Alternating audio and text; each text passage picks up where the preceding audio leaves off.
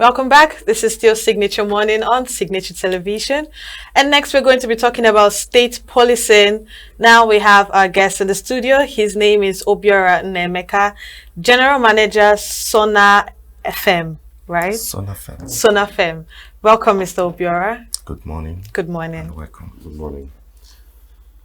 So, Sona FM, you understand, is a security outfit. And on the broader perspective, really, one would want to ask, do you think that Nigeria is due for state police? Because whenever this topic comes on, people just say a whole lot of things to kill it, including the current IG of police. I know it came up under his administration, and he says no, that the governors are going to mishandle it or misuse the opportunity to, use the police and do other things. I just wanted to find out from you, do you think as it stands now, Nigeria is ripe for state police? Yes, Nigeria is ripe for state police. However, the development of policing at the state level will have to take time to incubate into the concept we want it to realize. So it borders more on the policy, establishing the state police, the laws supporting it, that will either make it fail or succeed. So what for you are those policies or laws that should be changed in order to make it succeed? First is to have the National Assembly pass a law for the establishment of state policing. Then there should also be an interaction because the federal police is not going to go away. So the interaction between the state police and the federal police with a clear line of responsibility for the two institutions. Okay, so what do you think are the benefits of state policing in Nigeria? The fastest one is to provide an employment for the local masses. Okay. And once that is done, every other thing is a ripple effect. The second one is to guarantee security at the local level. Because about 1,200 police stations are available in Nigeria. If you go to most local area, the villages, there are rarely no police stations. So state police can now get to those areas and provide the need of policing in those communities. So don't you fear that governors could, misuse the opportunity to do certain things that will not be in alignment with what police should actually be? Don't you have that fear? Because so many people have to raise that fear, including the current IG of police. He said that it doesn't. Every advantage has a disadvantage. And if we focus more on the disadvantage, we will lose the benefits of the advantage. The possibility is there. However, the policy establishing it should be deliberate to make sure that it corrupts that fear, reduces it, so that the goal for state police can really be achieved. Okay, so how does state policing differ from federal policing? In the responsibility. So if we look at the environments that have state police and federal police, you see there are certain cases, criminal cases that are left for the federal to handle because they have better resources and better network to do that. And there are certain crimes that are left, and other that are left for the state police to handle. So there should be a clear line of demarcation and also a line of understanding where their functions interface so that it could be efficient.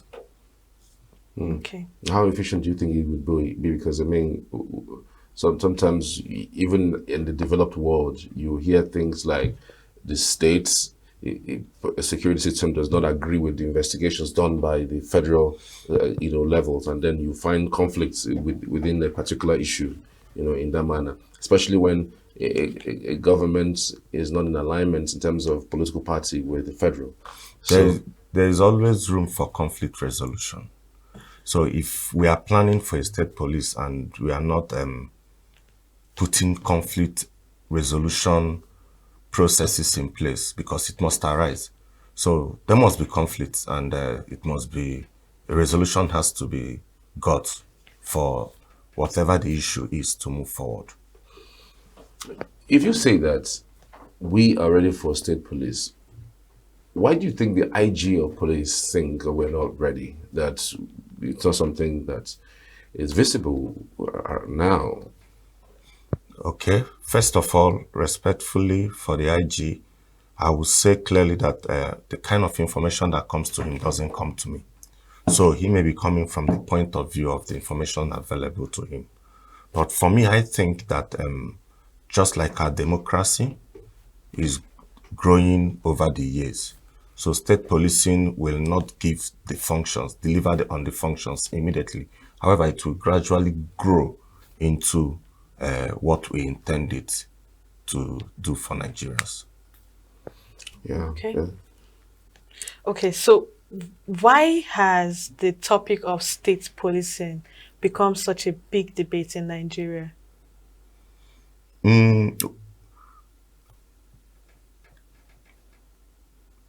In an environment where there is a status quo, it's always difficult to change, because the status quo will continue to make moves for its sustenance. So we have the police, we are talking about the state police. The clarity of that purpose seems to be the problem to the status quo. So if Nigerians can put that clarity in place, it's all about policing, to get the policing to the local communities.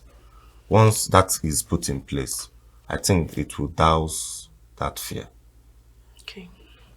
I mean, your experience in private security, some people think that efficiency is key when it comes to security. Yes. You know, and sometimes the efficiency comes from the will to want to do something and do it right. We've seen ministries, MDAs under the state government, how they run. You and I know that if you go to any state government-owned office today, and I'm not sure they resume at 10 o'clock. Some come at 12. Some local government, the same thing. You know, well, except for, few exceptions. You could tell maybe Lagos, now Enugu, because of the kind of person who's on seat. We know when it was the other person, we know what we got. But I'm just saying, in essence, do you think that the security agencies will be efficient enough under a government, state-owned government? Because I give you an example, even in the media space, anyone that wants to listen to any medium, whether it's TV or maybe to listen to radio, you rarely have people who listen or watch even state-owned TV stations or even watch TV stations, except maybe they want to get a government information. Everybody wants to tilt towards privately owned medium because they think that they are more balanced in terms of reporting and all that. Most of the, parastatals are not well run. You see stock inefficiency. So why do you think that putting security in the hands of governors or governments who haven't even done others that are under their purview will not be a burden to them, will not be worse off for us? Okay, like I said earlier, that there's an incubation period. So let's take Enugu, for instance. Enugu have had several governments, and we've had several gains from the governors at the time. Now, it's about the relevance and the happenings in the environment. Today, the state governor has brought in technology in order to manage Enugu. Lagos did it 10 years before Enugu is doing it. Now, Enugu have incubated with the choice of our governor. He's now bringing this development into Enugu. And it will definitely go around the country, though not at the same pace, but it will definitely go around. So the issue of how government is run is a continuously improving process. Has it really improved? Really, I mean, have government really improved? Have we? Can you really say the government have improved The in our most states? difficult thing is change management. For those of us who are at high up level, knows that to foster change, you need communication. You need time. You have to do orientation, reorient people for people to realign to the new direction. It's not an overnight thing. It's something we have to be patient, hopeful that we can realize. And most importantly, the sheer will power to sustain that direction. Hopefully, stronger institutions will be built and state police will deliver on the mandate we want it to deliver on. From the angle of sustainability, do you think that various states can comfortably fund and manage state police force? As of today, no. Some states might not be able to manage because policing is a very high cost environment. The daily operations, it costs a lot of money to have good police, the kind of police we want. So until those states is able to improve on their IGR so that they can have the funds to manage. Even the states we are talking about have police trust funds where they get businesses. And I think today, among the taxes we pay, there's a police trust fund tax companies are paying to support the operations of the police. So, yeah, in as much it's everybody's business, and the funding has to be sustained for there to be state police. So, I think the direction some states are going today into improving their IGRs can better help sustain that policy whenever it comes in place.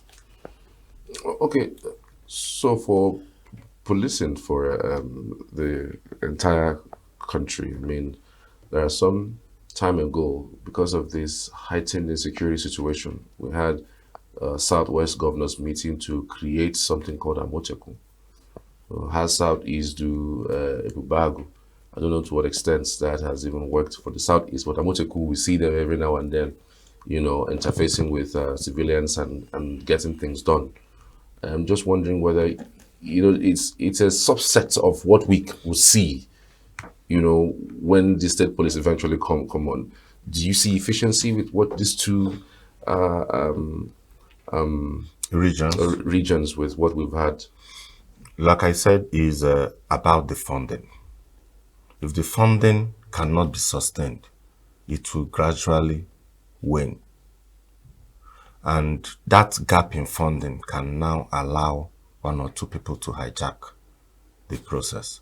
So if the funding is right, the policy is right, I think we will get there. But as long as there is doubt in these two, funding and policy, I think we should remain where we are, or allow those who are ready for it to move on with it.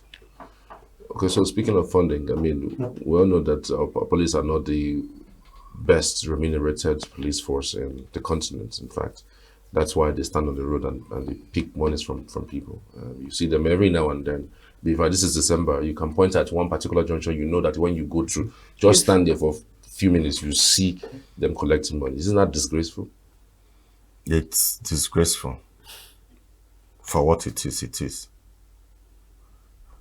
Several governments have tried to find the root cause of it, and I believe that that will be sorted out. And then how would that be sorted out? And then do you also think that the government, if at all it eventually happens, should partner with private bodies like yours? Because again, people go outside getting government-owned security. They want to get their own private security because they feel the private security, you know, is more efficient for them than anything else.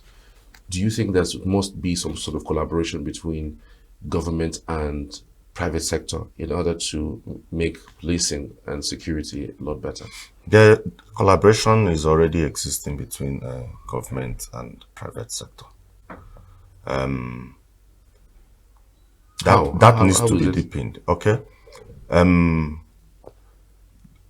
The policy establishing private security requires you to interface with several government setups like the DSS, the police, the civil defense.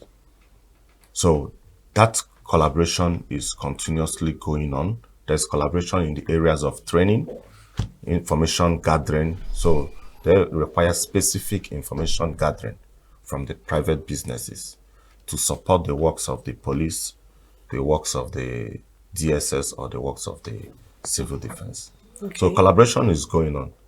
So I'm sure there is a law in National Assembly now trying to equip the private guards more so that we could contribute more to national security. Okay. In your opinion, how do you think state policing is going to help curb or eradicate the issue of insurgency or security issues in these or ethnic conflicts in different regions in Nigeria, in the states? Every person perpetrating a crime lives in a community. That's where it starts. So if you have a state police that is community based, they know the people in the community. Like I said, the policy and how it's set up will require them to understand what the people in the community is doing. They will better understand when they move in, when they move out. So all these things are what contributes to intelligence. And by the time it's well enforced, I'm sure the local head of whatever community police that might exist by then will have certain mandates to reduce crime in his area. And he wouldn't want to reach his threshold. He wouldn't want to be even 50% below his threshold. So he will always want to be on par with the requirement for security. That's where it starts. And the state policing job starts from there. So whatever crime that is happening is a community-based crime. So that's where they're moving. Okay. For states facing insurgency right now, for instance, Zamfara State with Lukarawa. In fact, today we heard that they bombed just yesterday and killing some persons. Do you think if we had state police, they'll be able to tame this, even with the presence of military and other federal police? Yes, they will be able to tame it. Again, if you look at the way the military is set up, they are not set up to operate inside Nigeria. They are set up to defend external aggressors. So if we are using them to enhance internal security, so it means changing a lot of processes for the military to be able to adapt to local environment. So sometimes you see they are paired with the police, they are paired with the civil defense. So they need to increase that coordinations again among them to achieve the goal they intend to do. Wow. It's quite interesting. I mean, if you were to propose this, you've already said that we are ripe for it. So many people think that we're not ripe for it, especially when it comes to an election. I mean, even with what we're seeing, high-handedness from even people who are highly placed, using police to intimidate their own fellow citizens within the states. I mean, the other day we heard about Farotimi being harassed with the police. He's been arraigned now for defamation. The only fear is the misuse of the police when it's finally given to the state governors to manage. That's for so many persons the only fear. But then again, one would always say the other things that are not security that is critical, because security is very, very critical. There's some time in the past in this administration where people blamed the current administration of the states that they are the ones sponsoring some of this insecurity in the state. And so imagine the government of the governor has the power of security there and still have issues with security in that state. I mean, it's shocking. There are the custodian of the states, chief security officers of the states, and yet you still have security breaches and then giving them state police who, I don't know whether it would exacerbate or maybe cause more chaos. It just neither here nor there. Nobody is practically sure about Of how it plays out at the end of the day. But if the Nigerian state can focus on the goal for state police, there are many models that could be adopted towards the growth of the state police. Something like what that was done with the power sector at the distribution level. Okay. They created the sub distributor, which gave rise to EEDC, the ECO, and others. Over time, they continue to release more powers to them, and today we now have states next. Yes. Do you understand? So is how I see this That will plays play out. Okay. Because we can't just start it and it will collapse. So we have a timeline to release the responsibilities of the state police. It has to mature to be able to deliver the kind of dividends we expect from it. So that timeline, the policy that makers have to come sit down and create a timeline such that have we achieved what we set out to do in 5 years? Maybe in 30 years, the governors can now have full control. All right. So that's how I see it to play out best. All right. Thank you so much, Obiora Nnaemeka, GM Son of FM. Thank you so much. We truly appreciate your insights on today's program. Thank you, sir. Thank you. All right. We're back shortly after this. Do stay with us.